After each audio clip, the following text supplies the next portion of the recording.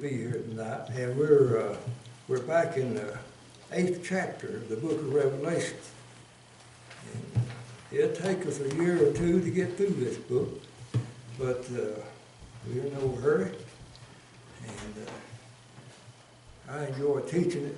I love to teach prophecy. I love to teach that. It's been my passion for a long time. But we are starting the 8th chapter, but I want to say a little something about that passage in the 7th chapter. And we talked about that. We've been on that for a couple of weeks, 3 weeks, I guess. And I want to say a little something more about it before we move on, because we missed quite a few services due to weather and what have you. So I'm going to say a little something about that, and then we'll look at the first 5 verses of chapter 8 if we have time. But may the good Lord bless the reading of His Word tonight. Amen. Now, last week we talked about Isaiah chapter 49, and we actually focused on verse 10. And verse 10 is a verse that is also found in the 7th chapter of the book of Revelation, in verse 15. I'll read verse 15. Therefore are they before the throne of God, and serve Him day and night in His temple. And He that sitteth on the throne shall dwell among them. They shall hunger no more, neither thirst any more. Neither shall the sun light on them, nor any heat. Now, that is in Isaiah chapter 49, verse 10. That almost word for word. So I was focusing on this has never happened.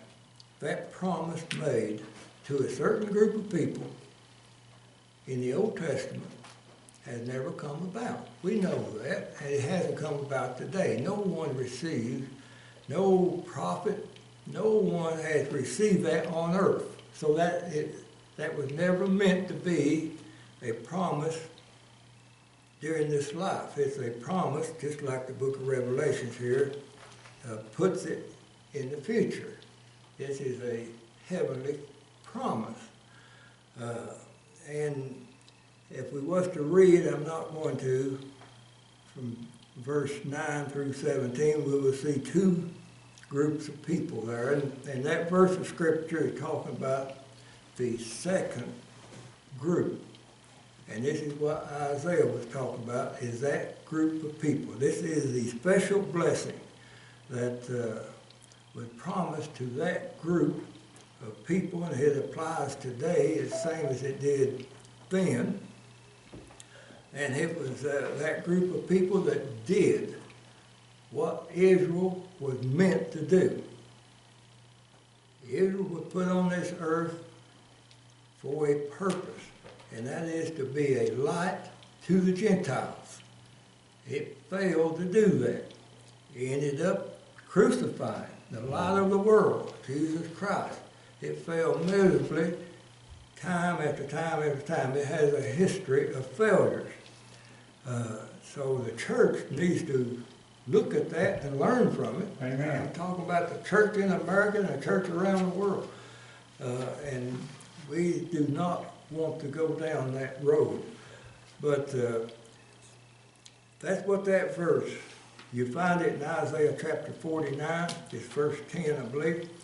And this is what what we've been talking about. Now let me read a little note that I have. I'll just read it off as I wrote it.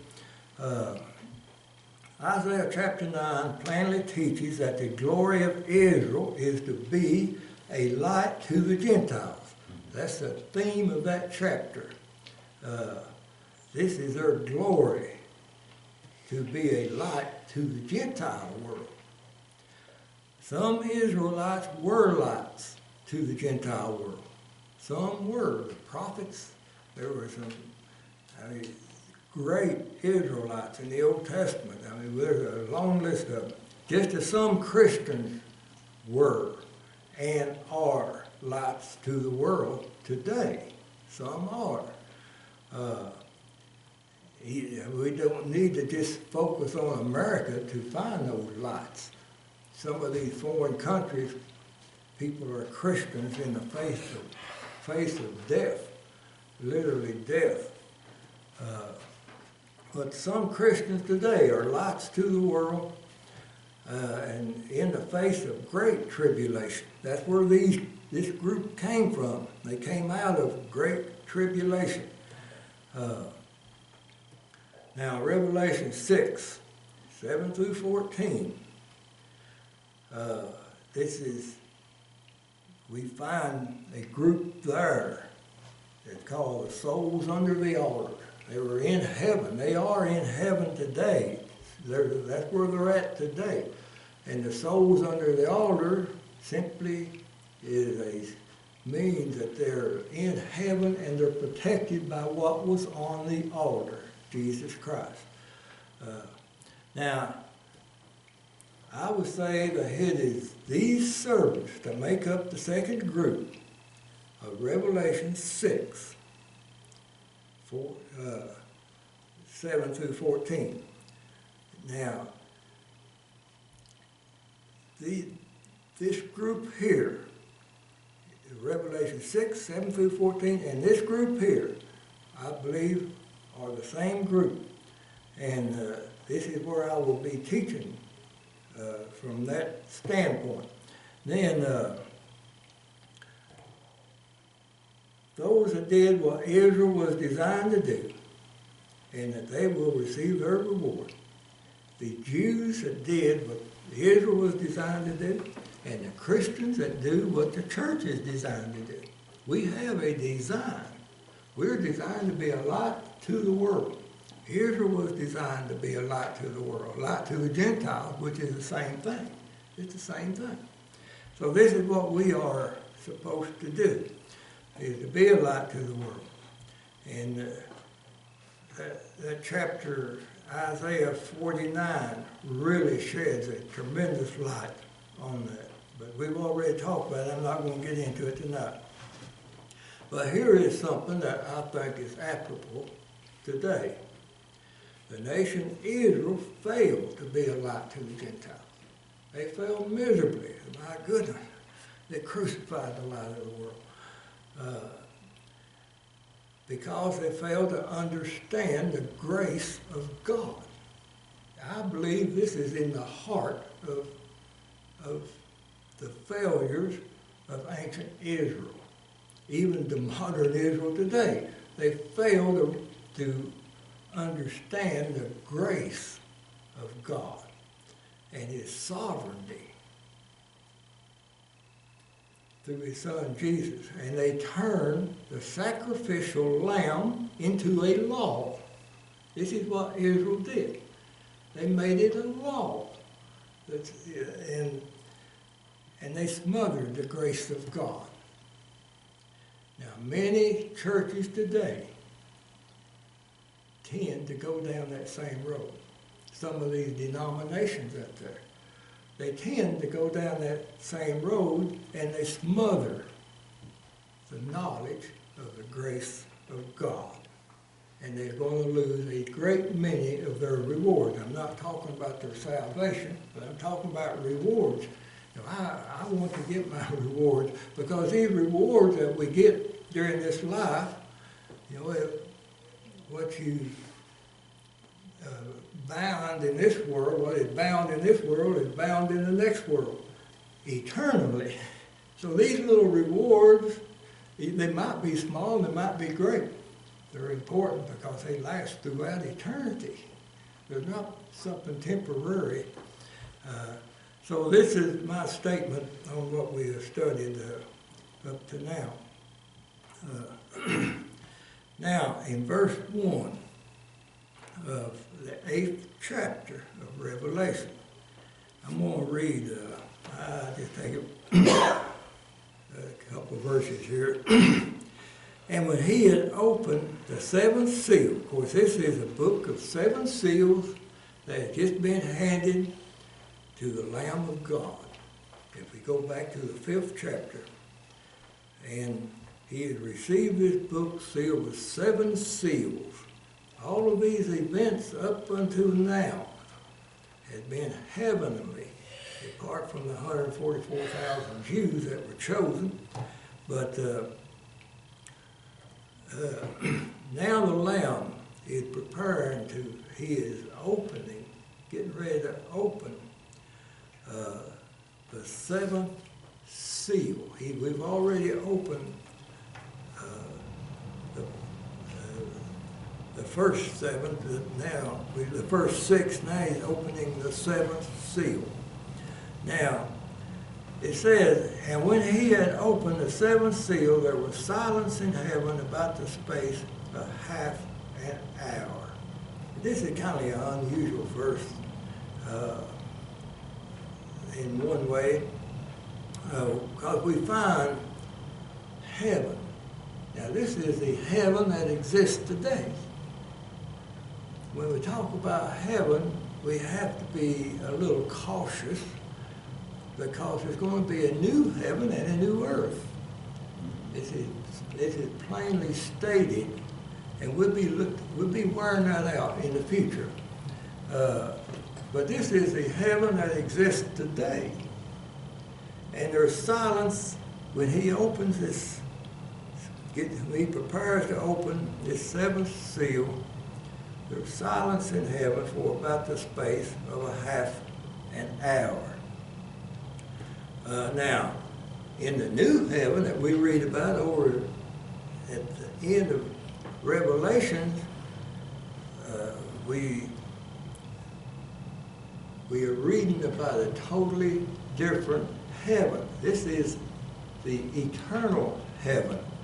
That heaven will last forever.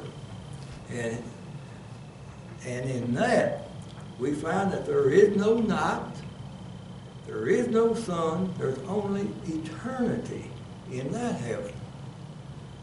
Here's what it says about the new heaven. And the city had no need of the sun, neither of the moon to shine in it, for the glory of God did lighten it, and the Lamb is the light thereof. That's in Revelation 21:23. Now, the new heaven will have a different set of scientific laws in it. It won't be governed by time like we are today. It won't be governed by gravity like we are today. A totally new. The New Jerusalem is 1,500 feet high. And it's 1,500 feet square.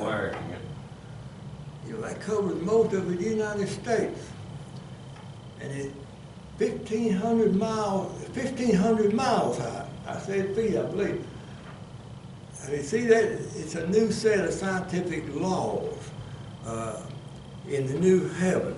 So we don't need to be worried about time. It's only eternity. Now, I put a little note there that I thought was interesting about the universe that we live in. Since I'm talking about scientific law, it's called a tri-universe. Tri-universe because of the 3 basic laws that it depends upon. And these are, if you reduce everything down to the lowest common denominator, we find 3 scientific laws. There's the law of space, matter, and time. Now, I get this, you know I don't know this stuff, but I get this. Henry Morse wrote a great book on these. And it's actually a book opposing evolution, and it's a great book. And but space, matter, and time. Now, if we remove any of those, this universe could not exist. This is the 3 basic laws. Now, So we had silence in heaven. Now, the worship service, silence is heaven. You know, every time we read about heaven up to this point, it's been noisy. It's been praise. It's been a noisy worship service. Yes. Angels praising the Lord. The cherubims praising the Lord. The 24 elders praising the Lord.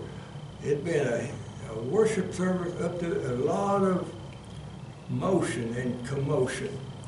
But now, the worship service is over. The sound of praise is no longer going on. Silence in heaven. It's showing reference to what is about to happen. The 7 angels have moved into position to sound the 7 trumpets. The 7 trumpets. We have broken 6 seals, now we're breaking the 7th seal. This is under the 7th seal of the book of 7 seals. And we will be reading about 7 trumpets. And a great reverence is shown to these 7 trumpets. So first one, and I'll read 2 and 3, I suppose. And when he had opened the 7th seal, there was silence in heaven about the space of half an hour.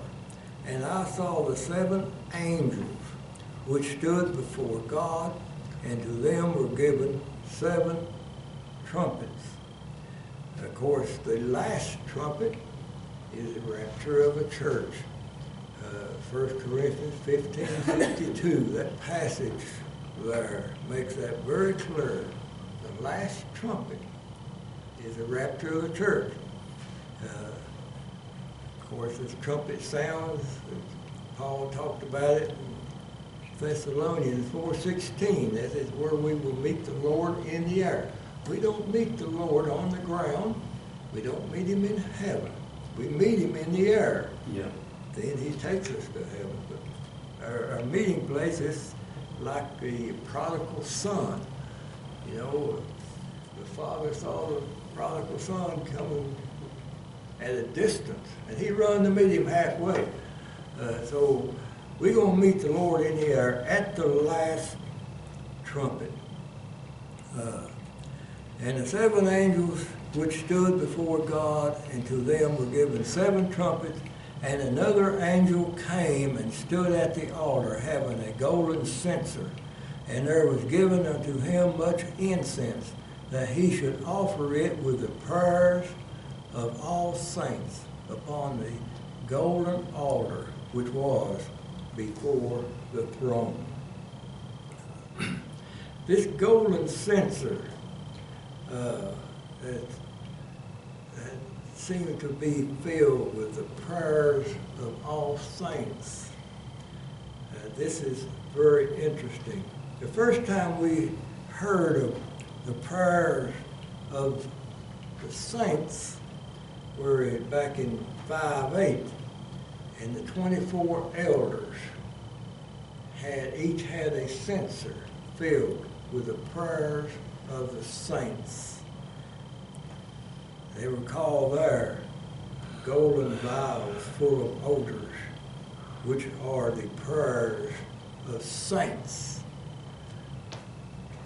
And before that, we read of these elders back in 4:10.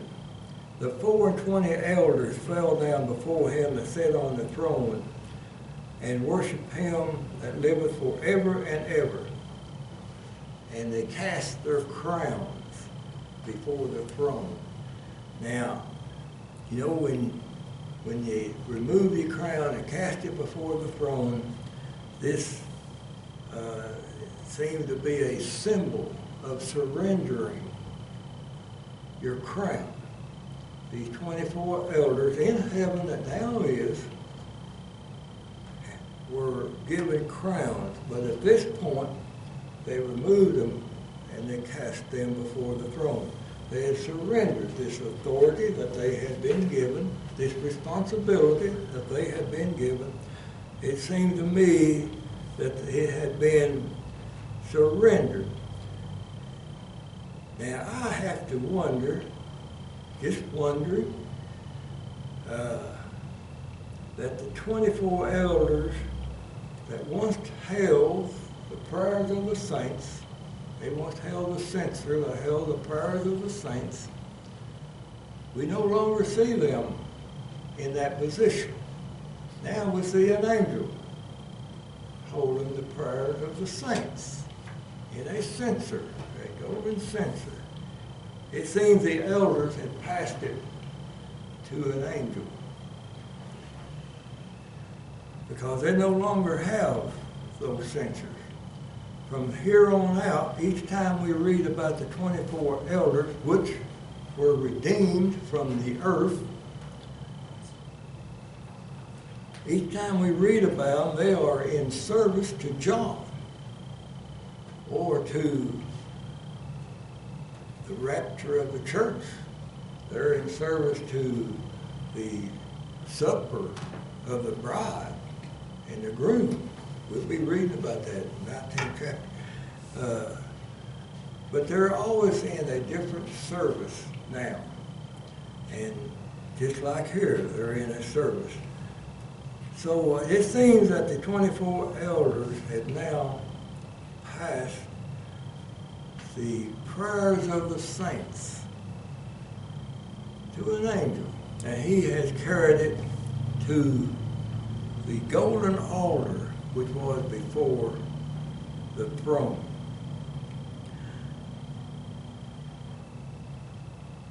I don't know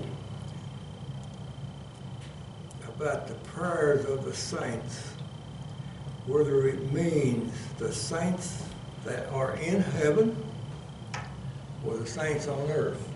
I can't tell. I can't tell.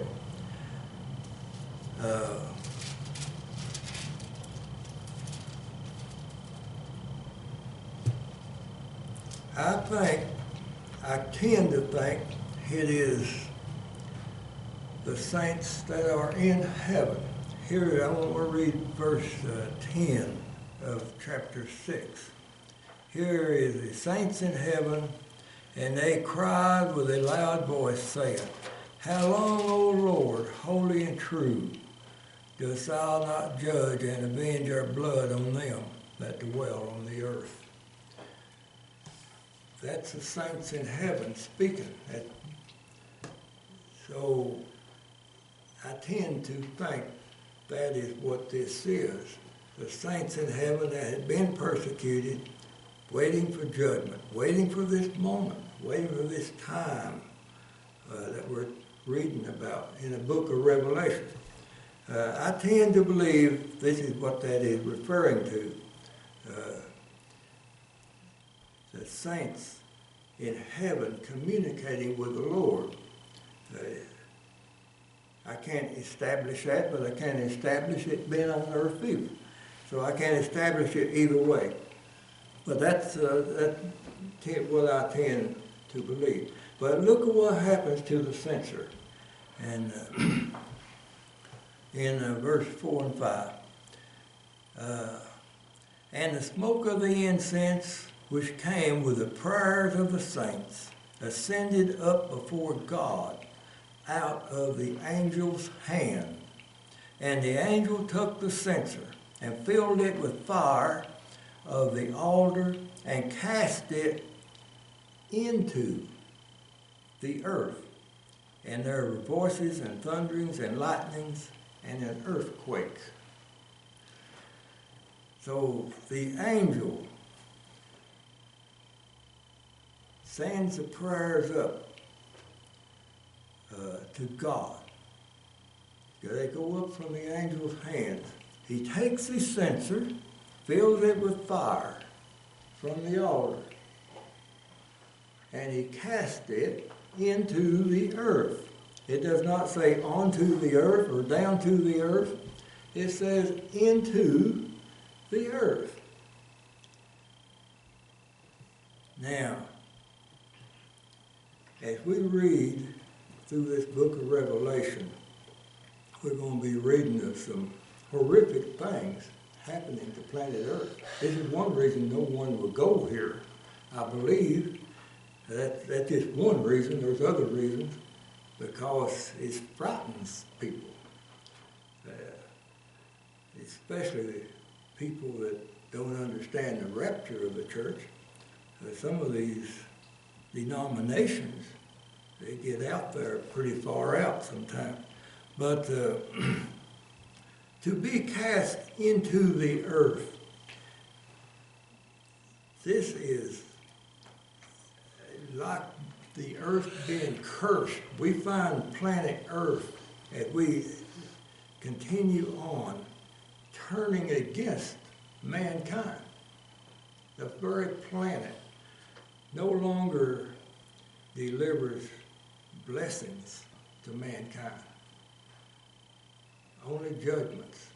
And we're going to be reading about that. And this is a result of the censer filled with fire that was cast into the earth because of the prayers of the saints that had prayed, Lord, thy kingdom come, thy will be done on earth as it is in heaven. I tell you, the Lord's will not be done on earth as it is in heaven without judgment. There's going to have to be a judgment before that happens.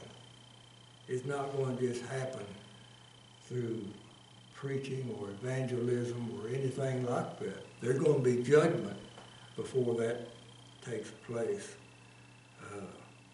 But it will take place. We know that. We have a great future. We are the people with a future. We're not people without a future. We're people with a bright future, eternal future. But before the Lord's will gets done on earth, and this is how the book of Revelation ends. This is the end. We win, folks. But before that happens, earth is going to have to be judged. And this is what the book of Revelation is about. Next week, it will move kind of fast through these trumpets, because to me, they're just events taking place due to the judgment of God. There's not much you can say about it. That's just, they are what they are. So we'll move kind of fast through these trumpets, some of them.